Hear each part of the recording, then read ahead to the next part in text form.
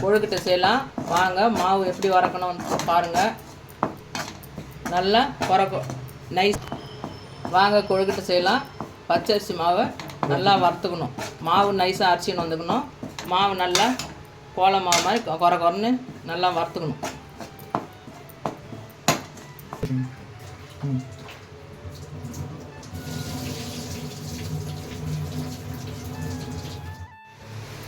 எள்ளு நல்லா கழுவி காய வைக்கணும்.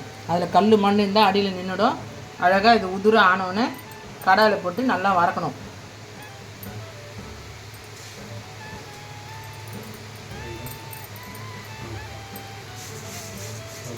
இது நல்லா சவுண்டு படப்படன்னு சவுண்டு வரும். பொரிக்கிற சவுண்டு வந்தோடனே ஆஃப் பண்ணிடணும். சிம்மில் வச்சு வறக்கணும். ரொம்ப தீ வைக்கக்கூடாது.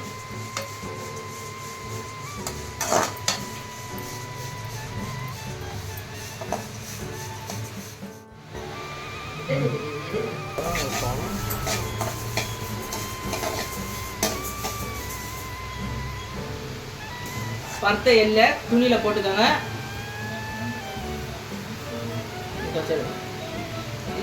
இது கொஞ்சம் ஆறினோடனே முடி மாதிரி கட்டிக்கின்னு நல்லா தரையில் போட்டு துணியை நல்லா நசுக்கணும்.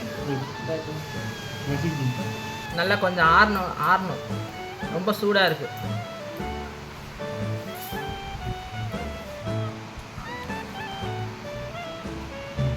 சூடாக ஆறினோடனே நல்லா அது மூட்டை மாதிரி கட்டிக்கணும். மூட்டை மாதிரி நல்லா பிடிச்சிக்கின்னு கீழே வச்சு நல்லா இப்போ நசக்குனா அந்த மேலே இருக்க கருப்பு எள்ளோட தோலெல்லாம் வந்துடும்.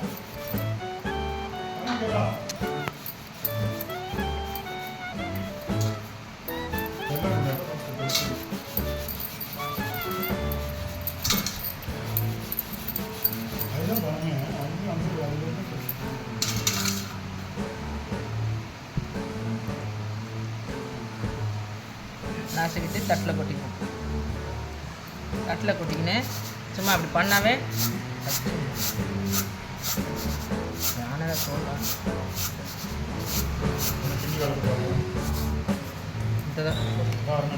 கொஞ்சம் ஆறல ஆற்றுதான் தோல் வச்சு. 1/2 கிலோ மாவு அரைச்சிருக்கோம். சுடு தண்ணி ஒரு 2 சொம்பு தண்ணி கொதிக்க வச்சுருக்கோம்.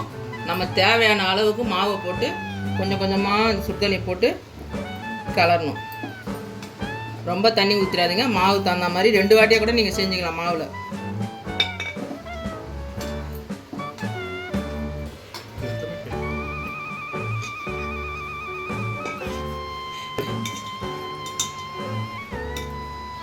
கடல் கட்டி போடணும்.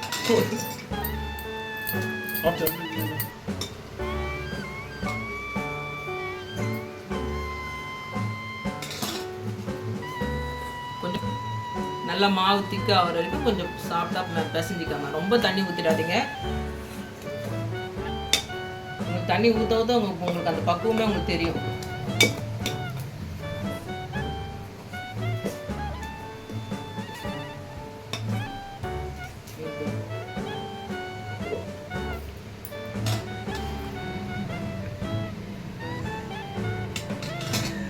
உங்கள் வேலைக்கு தேவைக்கு ஆள் வேணும்னா கூட இருக்கவங்க எல்லாரும்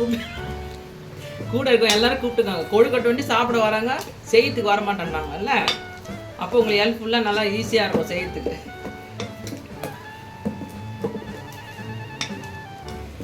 ஏன்னா அப்படி மிஸ்டேக் வந்தால் கூட அவங்க மேலே போட்டுடலாம். நம்ம தப்பிச்சிக்கலாம் சமையல் ரூம்லேருந்து.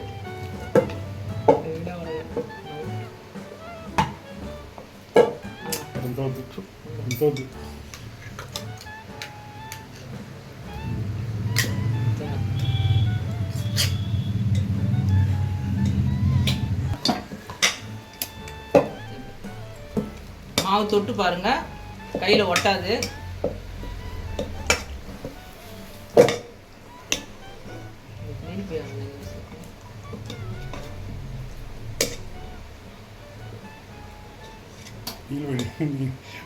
நீல இருக்குது உங்கள் அம்மா வாங்கினேன்.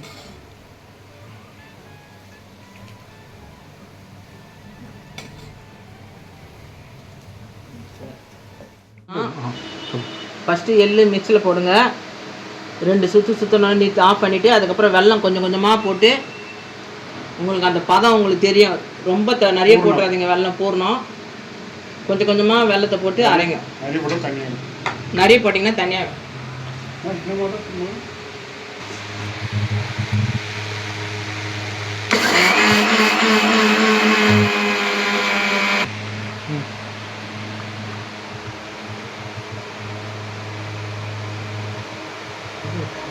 கொஞ்சம் கொஞ்சமாக வெல்லம் போடுங்க. போட்டு பார்த்துட்டு அதுக்கப்புறம் திருப்பி வெல்லம் போட்டுக்கோங்க. நிறைய வெல்லம் எடுத்தோடனே போடாதீங்க.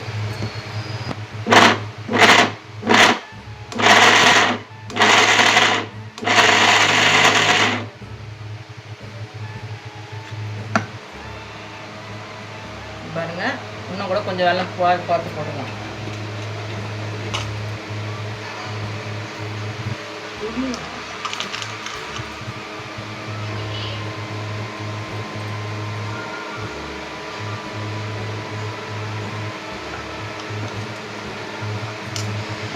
வெல்லம் கட்டி கட்டியாக போடாதீங்க. வெல்லம் கட்டி கட்டியாக போடாதீங்க. தூள் பண்ணி வச்சுருக்கோமா.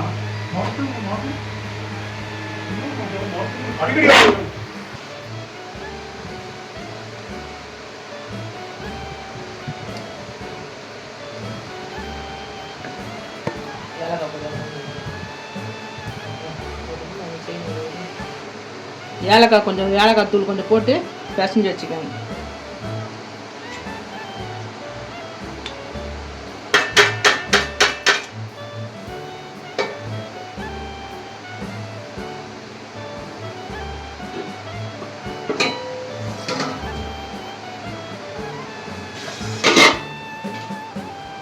பிள்ளையாருக்கு எள்ளு உருண்டை ஒரு 5 செஞ்சு வச்சுக்கோங்க. அதுக்கப்புறம் பூர்ணம் மாவில் வச்சு பூர்ணம் செஞ்சு அது வச்சுக்கோங்க.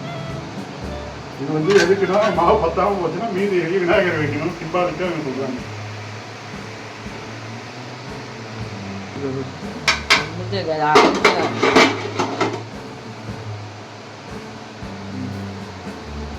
அஞ்சு உருண்டை எள்ளு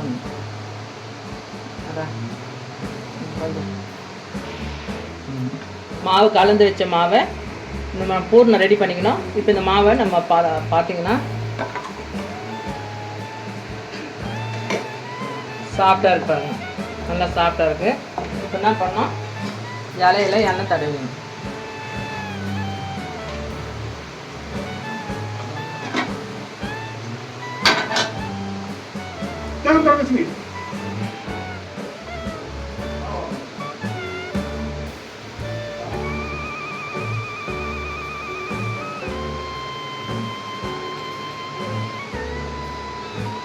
முதல் முறையாக கணேஷ் செஞ்சது செய்கிறார்கள். இதை எடிட் செய்யவில்லை என்றால் காரி துப்புவேன் அருணை. இப்படி சொல்றது, இப்படி கட்சிடுவோம்ல.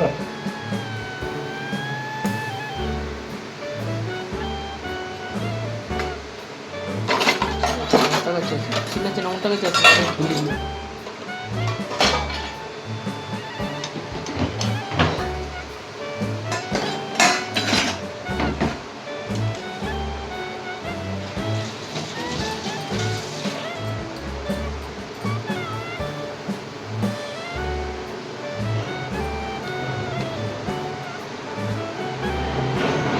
கொல்கட்டை டப்பா வருஷம் வருஷம் வாங்குவோம். ஆனால் இப்போ எங்கே இருக்குன்னு தெரியல.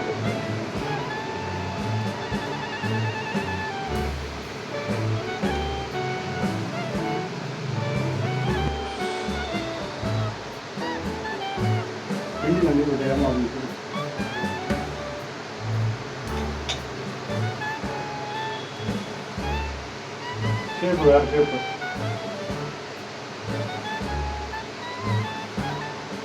மட்டத்தில்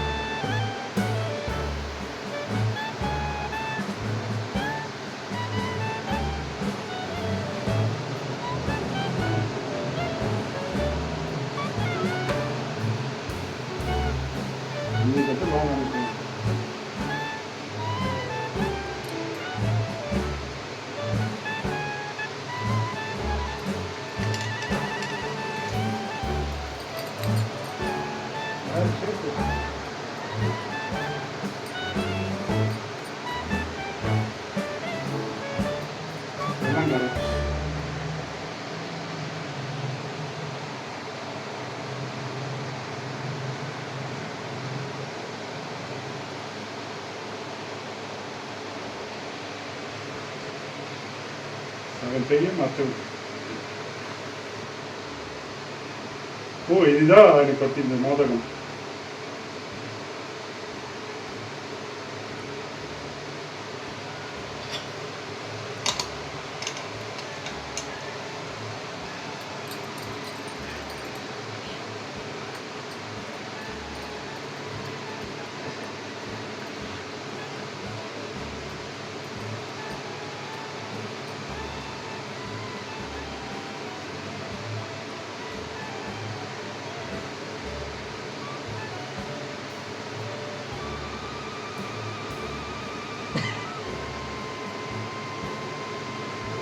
மூட்டை கட்டுறாங்க.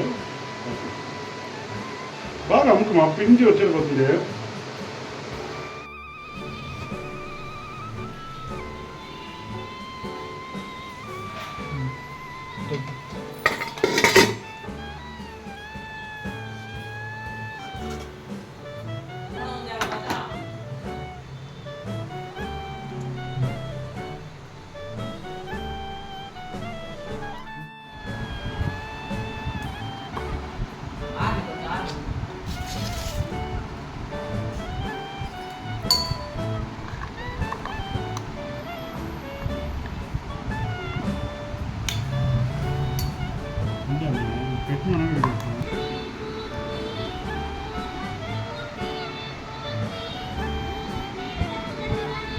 சாப்பிட்டு